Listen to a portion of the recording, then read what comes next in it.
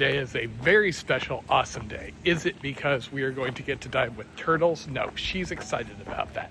What is even more exciting is today I actually get to have my phone with me as we're driving, wandering around this island. Like hog and slog without the butter.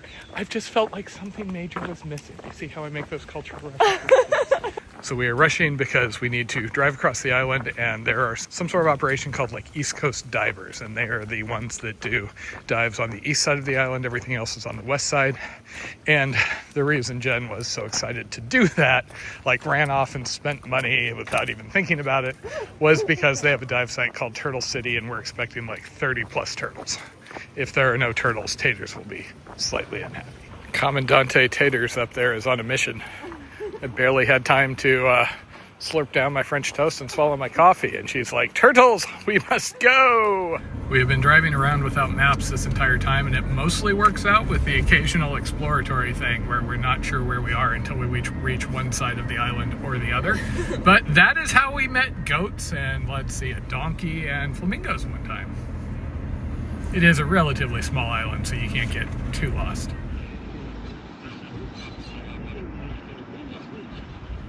We have not actually been to this side of the island. All the dives and everything are on the west.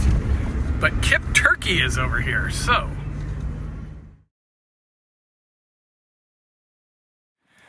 So at least so far, most of the advice on do this dive site versus that dive site has seemed pretty pointless because it's basically all the same, but this was the one where there's actually a destination that goes to a different part of the island. You look really cool, Jen. Look like you're about to ask somebody for their license and registration or get a very elderly ice cream stop. I know I spent a good amount of time complaining about the boats that Buddy Dive runs. This is a similar operation in that everybody is on the same boat and diving together, but it was a much smaller group.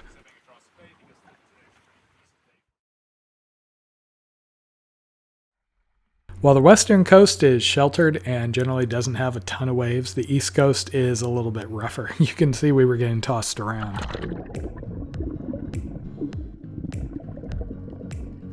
You can see the motion of the sea fans here. We were experiencing a reasonable amount of surge, which very much reminded me of diving back in Southern California. You know, except it was 85 degrees here. When we'd been chatting with the guide at the dock, I had joked about how much Jen was really wanting to see turtles, and the guide actually said he would eat his hat if we didn't see turtles today. And sure enough, it did not take long to find a turtle. They started popping up all over the place, and this wasn't even the Turtle City dive.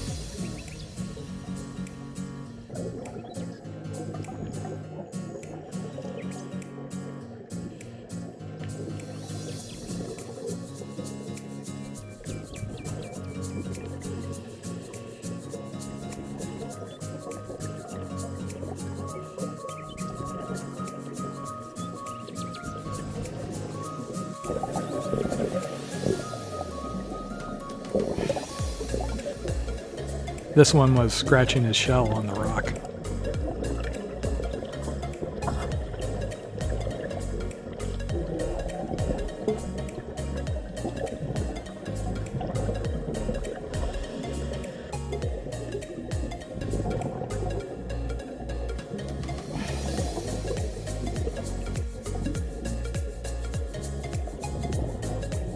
Overall, less corals, more sea fans. Cool to do, but we were looking forward to Turtle City. The boat actually took us all the way back into the dock to grab new tanks before taking us back out to Whitehole/Turtle City. Because there's a barrier reef, when you're in the bay, there's no waves, but once you get out there, you're getting tossed. The trick to diving in surge is basically not to fight it. If you're going somewhere, kick when it's going your direction and just rest when it's coming against you. Whitehole is another one of those sandy areas that you can see from the surface, so it makes an easy target to drop divers on. We actually started there, traversed to the end, and then we went over to Turtle City. It was actually really cool in and of itself though, and was one of the more memorable dive sites that we did this entire trip. While we had fun looking at conch and a couple other critters, the coolest spot was right here at the end where we were about to exit, where there was this giant school of tarpon just kind of hanging out. We had been spending a good amount of time around these guys at night, but it was rare for us to see this many this close during the day.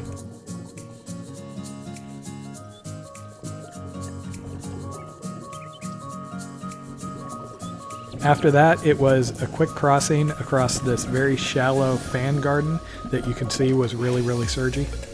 The guide had warned us that due to conditions, we probably weren't going to spend a whole lot of time here, but that it would be a little calmer once we got to the actual site. And sure enough.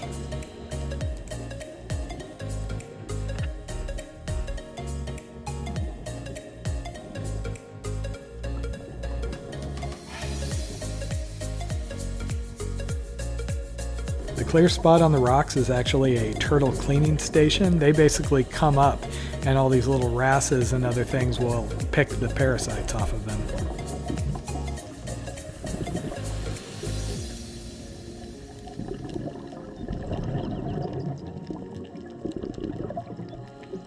I have to say, as advertised, there were pretty much turtles everywhere.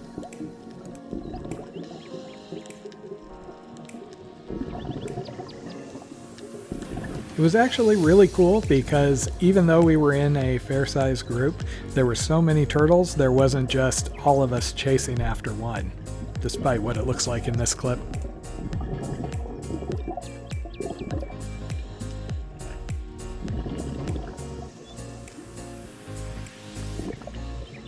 Sadly, while it was a shallow dive, it did feel like our time at Turtle City was up a little quick.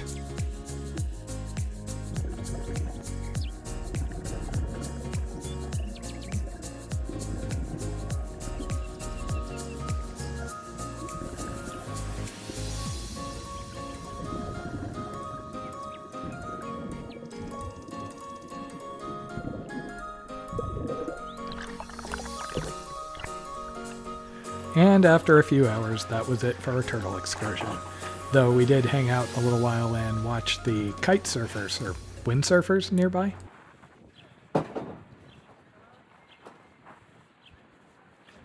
Okay, so that boat dive, unlike the one we did at Buddy, very, very worth doing. Very different on this side of the island. You have surge, you have these sea fan gardens that go on and on. The first dive, we saw a bunch of turtles and a bunch of eels. We saw some turtles. We saw a lot more on the second. And then the second one was a really cool dive. We dropped down into the white hole, which was a little shelter from the surge. With sea poles on both sides, you had big schools of fish, including like 12 tarpon that were all swimming around the edges of the hole and getting adventures in Bonaire parking. Then you come out on top of the white hole and we had to swim over some shallow sea fans for a while, and then all of a sudden we were in Turtle City, and it was just as promised. There were basically turtles everywhere, every direction you look. I would be watching 2 turtles over here, and then Matt would signal me, hey, look over here, there's like 3 turtles over here. This is the less protected side of the island, and while they had some dive sites that were over here, they had warnings about having a lot more current surge waves. Those donkeys look less healthy. Sorry, I don't have anything. Well, what we were looking at before was apparently windsurfing. This is kite surfing, which is a little more involved. They had this full-on harness, and the ones we were watching actually had a rescue boat following along behind them. It did look cool, but I just had this image of getting swept off to sea for some reason.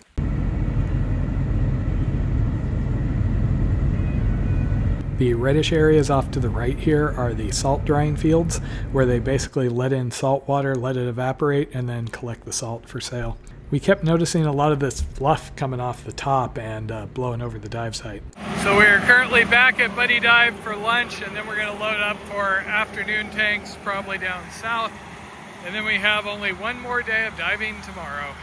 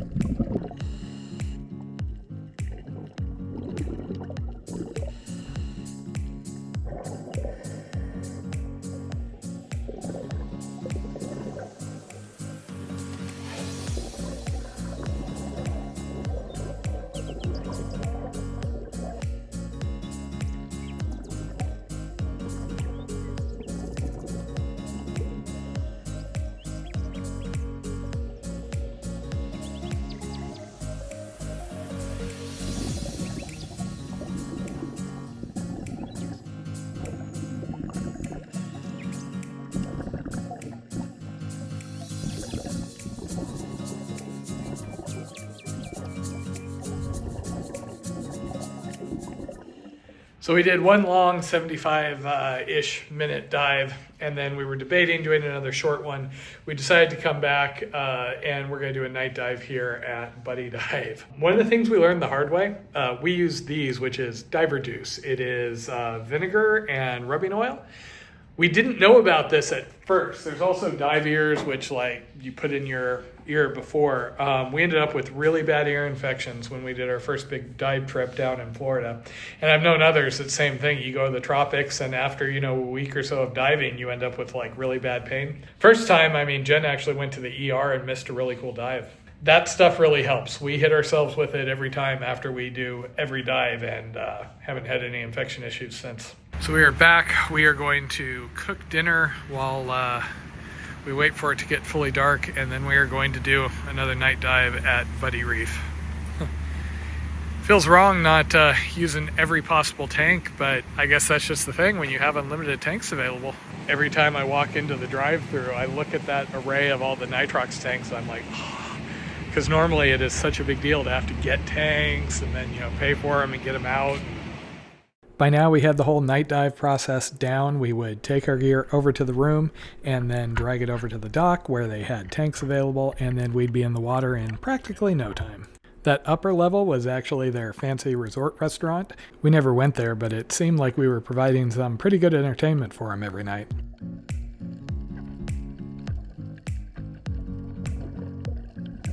As usual, we saw the occasional fish, but the main source of entertainment was the tarpon hunting all around us.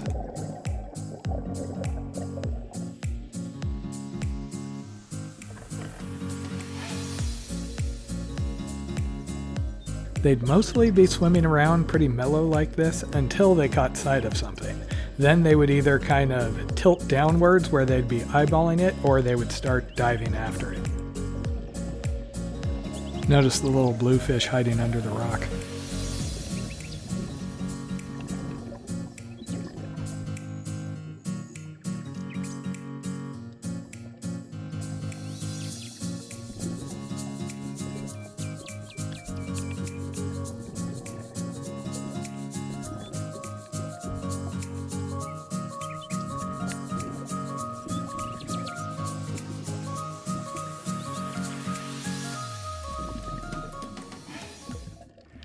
And another fun, if slightly exhausting, day of diving.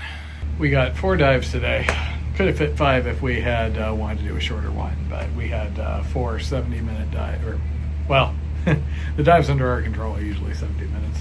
But yeah, lots of turtles, lots of varied dive sites, since we just did one of the shore dives, the night dive, and then the 2 turtle dives, which were different.